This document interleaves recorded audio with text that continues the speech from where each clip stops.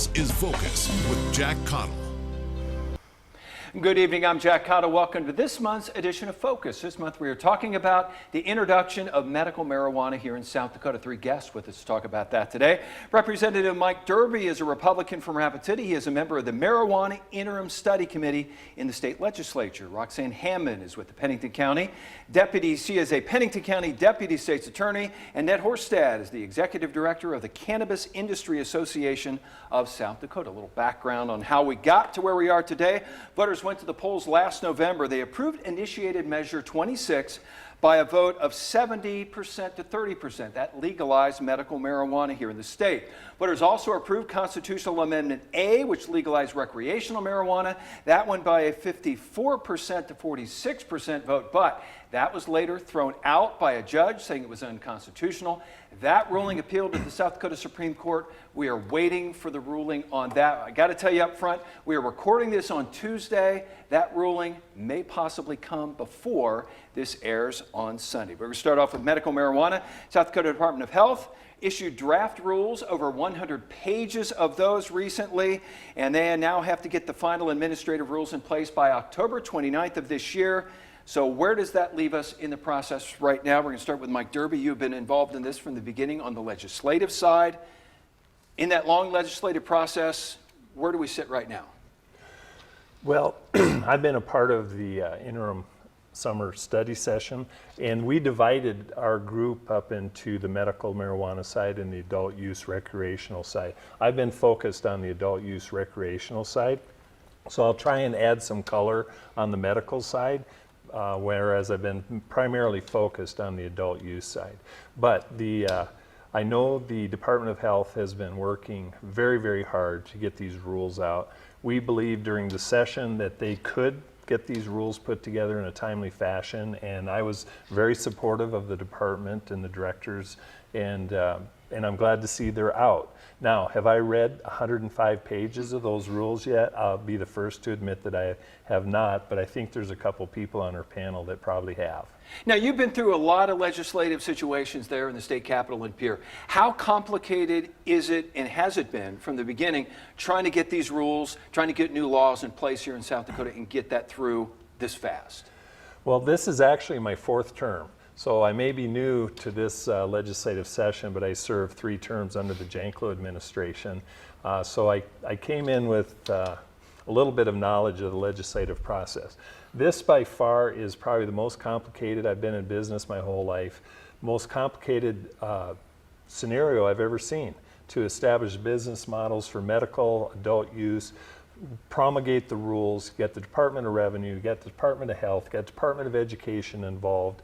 Lots of tentacles, lots of things, lots of legal issues we'll hear a little about. You can talk for days on this subject, and I'm still learning, and that was part of what I did during the session, was try to provide some educational opportunities for my fellow legislators. Now, Roxanne, looking at this from the legal side, medical marijuana became legal on July 1st, but the processes will not be in place until late October. Where does that leave us in that legal period between now and then? Well, because of the way that the law is written for medical marijuana, until the regulations are set up and until all of that is in place, marijuana for the average person is still illegal. Because under the statute, you are able to use medical marijuana once you have followed the regulations, once you've got the prescription from the medical provider, etc. So if you have marijuana and you don't have those things fulfilled, which you can't yet until it's set up, then under the statutes, marijuana is still illegal. Does that complicate prosecutions at all during that interim period? Absolutely. Honestly, it's been complicated for us since November when these things passed, because obviously you've got the Amendment A aspect of it.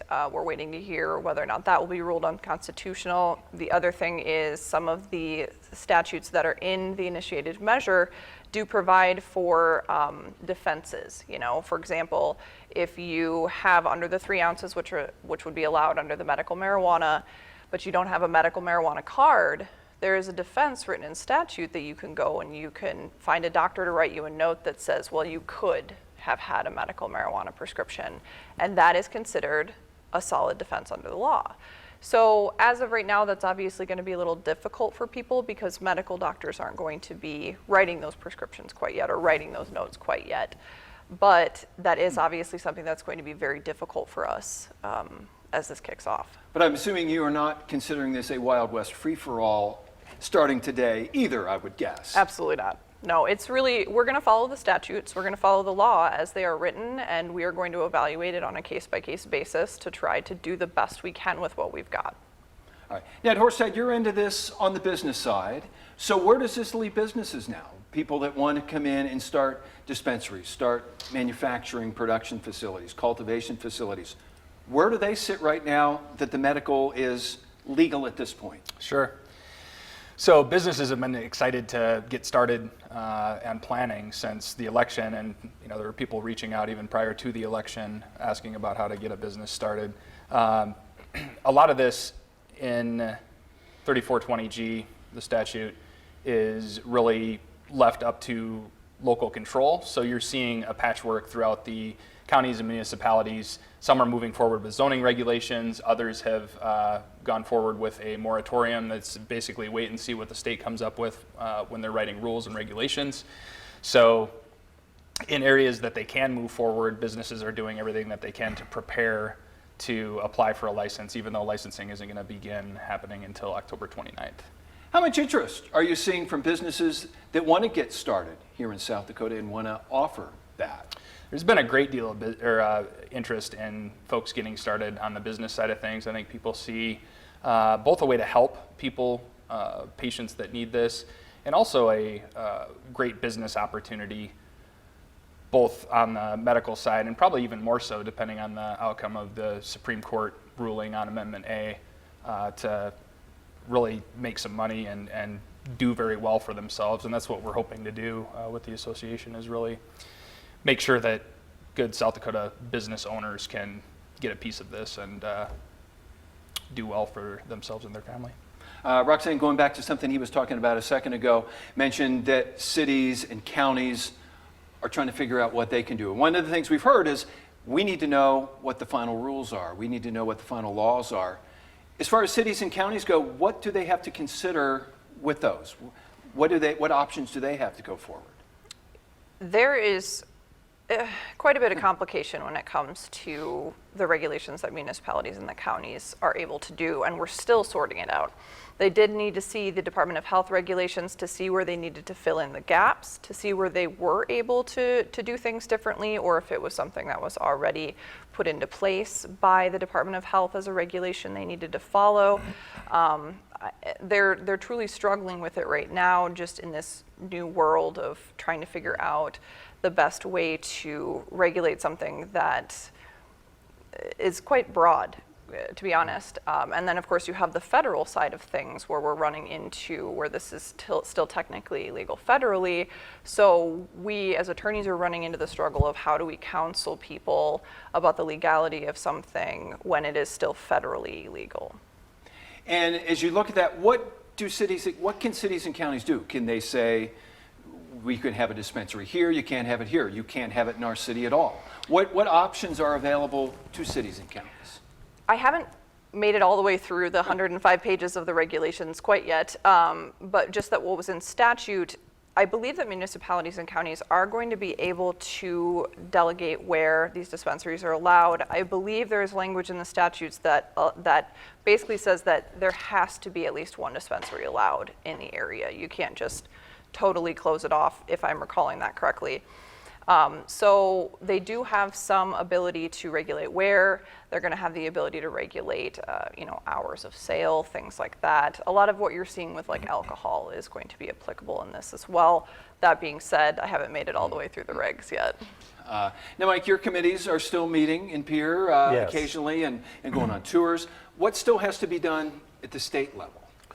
Well, quite a bit, and I want to follow up on the municipalities. And what we heard at our last meeting was the municipal league that represents municipalities throughout the state expressed an interest in having a situation where municipalities could actually own in the dispensaries, medical and adult use, similar to a city-owned liquor store, for example. And so You have a lot of complications. You're going to hear this word a lot, but you've got Dillon's rule, which is basically municipalities are creatures of the state, and Dillon's rule says that municipalities can do what the state allows them to do. Home rule, you've heard a lot about home rule lately, says that municipalities can do what they're not specifically prohibited. Okay, understand the difference? And so there's 11 municipalities in the state of South Dakota that currently have home rules. Sioux Falls is one of them. Rapid City's been talking about it, and to have a medical or adult use dispensary, you'd have to do it under home rule.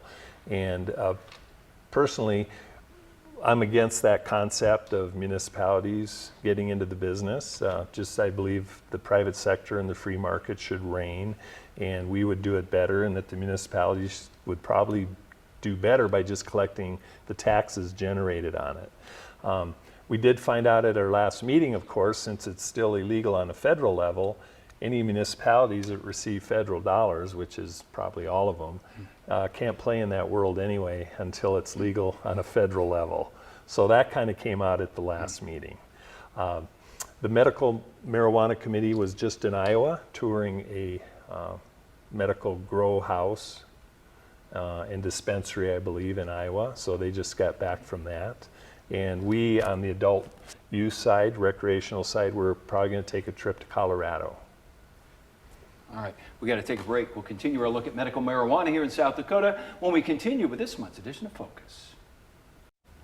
I'm Jack Caudill. Welcome back to this month's edition of Focus, talking about the legalization of medical marijuana here in South Dakota. Roxanne Hammond is a deputy state's attorney here in Pennington County. As we talked a minute ago, marijuana is still illegal on the federal level, now legal on the state level. From a legal sense, what kind of complications does that make? A lot. I think the main ones you're going to see are with banking and money. You know, you're not seeing a lot of the federal law enforcement get too involved with minor amounts of marijuana. It's just not something that they fool around with. So I don't think you're going to see a lot of enforcement on that level. And through the last couple administrations, they have kind of changed their views on how to handle marijuana in general, but it is still a scheduled substance. So even though the states have made it legal, because of, like I said, the money aspect of it and the banking, you're running into a ton of issues with banks being afraid to handle the money from marijuana to basically get themselves in trouble on the federal side of things. And there are specific regulations they have to follow. It's highly complicated. In places like Colorado, I have heard there are very few banks actually that handle the money for the marijuana distribution in that area. So I would say that's probably the biggest issue we're going to have, but the fact of the matter is it remains illegal for everybody on a federal level. It's just some people aren't going to be on the Fed's radar quite as much as others. Now, Ned Horsted is the executive director of the Cannabis Industry Association of South Dakota. On a business side, what kind of conflicts does that make with the federal laws going head-to-head against the state laws? Yeah, it's a challenge. It's a very cash-heavy business. What's interesting and something excellent that the legislature passed and the governor signed was a banking bill that made it clear that banks, South Dakota banks that wanted to bank cannabis-related businesses would not be in violation of state law. So I think Representative Bartles put that forward. It passed, was signed by the governor. There's still issues. You know, Visa and MasterCard will not deal with this sort of thing quite yet. There are things moving along on the federal level that will hopefully alleviate some of this, the Safe Banking Act and whatnot. But in the meantime, that's part of what we're doing with the association. There are a lot of questions that every business owner will have getting into this industry. So we're hoping to be a resource on helping them find, okay, which banks might be able to help us out locally in South Dakota and that sort of thing. Now, who's wanting to get into this? Is this local business people? Is this national chains that are running dispensaries in other states? Who's wanting to get into this in South Dakota? Yeah, that's an excellent question. There's been a overwhelming majority are South Dakota people. There's kind of two types. There seem to be a lot of folks that have maybe been successful in other parts of the business world that did very well, have capital, would like to put this into a new industry, and do even better than they have. And then there's other folks that maybe have some experience in the industry, perhaps in other states, and want to leverage that. So I think working together, again, we want to make this really primarily a South Dakota, by South Dakotans, for South Dakotans business opportunity. But there have been some folks both sort of absent so far. And I think this will maybe change depending on the result of the Amendment A lawsuit. You'll probably see a lot more interest from large marijuana businesses, corporations. So we're hoping that the state, as they move forward to write regulations, make this in a way that will really work for your average South Dakotan. Looking over that 106 pages, this is not an easy business to get into. There are some incredibly detailed rules, regulations, procedures to follow. This does not seem to be for the faint of heart to get into. That's right. And in most legal states, you'll see applications.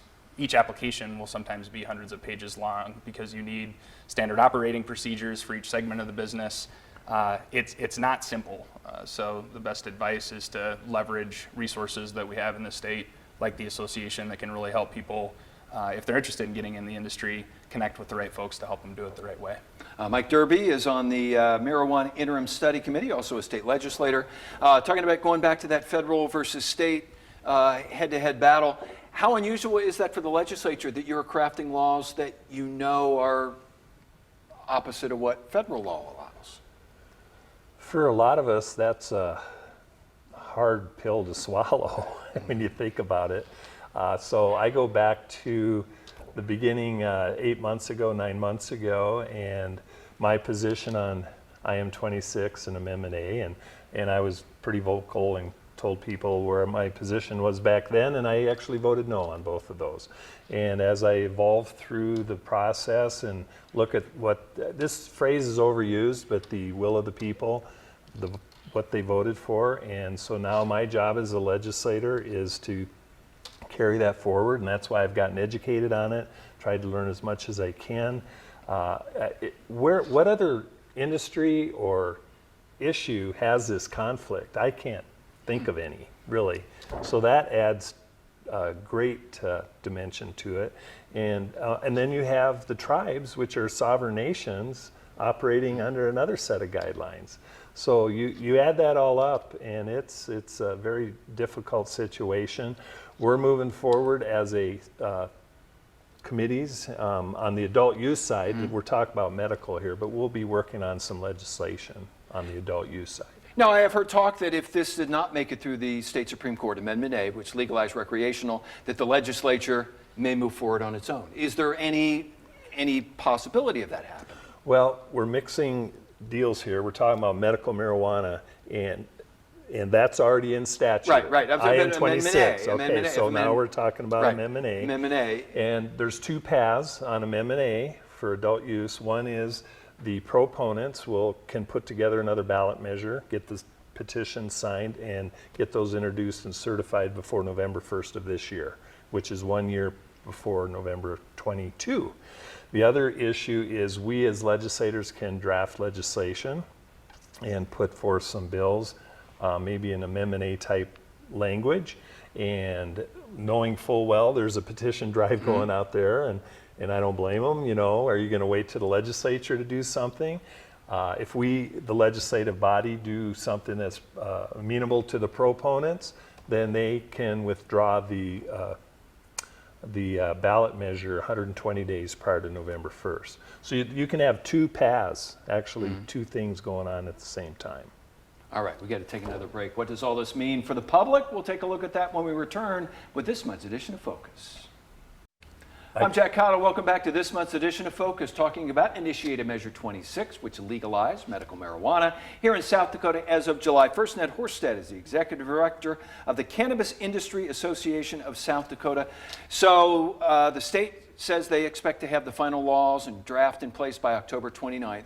So what does this mean for people? When would you see a dispensary open up on the corner and somebody would be able to go in and make a purchase?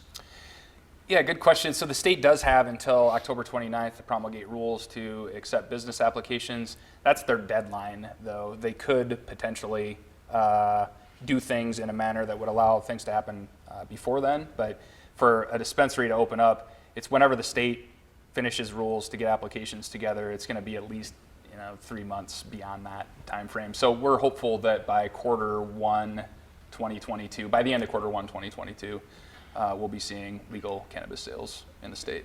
And so who can get a card? Can you get a card during that interim period? Do you have to wait until that October 29th or whatever date that they get those final rules in place? Sure. So they have the same deadline to promulgate rules on what it would take to set up the system for who gets cards, how to step through that entire process. That is also October 29th as a deadline, so they could put that together ahead of time so you could get your cards before then. But I think it'll happen probably shortly after October 29th. People will be able to get their cards. Do we know when businesses know whether or not they'll be able to get a license, who's in, who's not in? Do we have a deadline for that? Yeah, so the Department of Health released their first draft of rules and opened it up for public comment last week.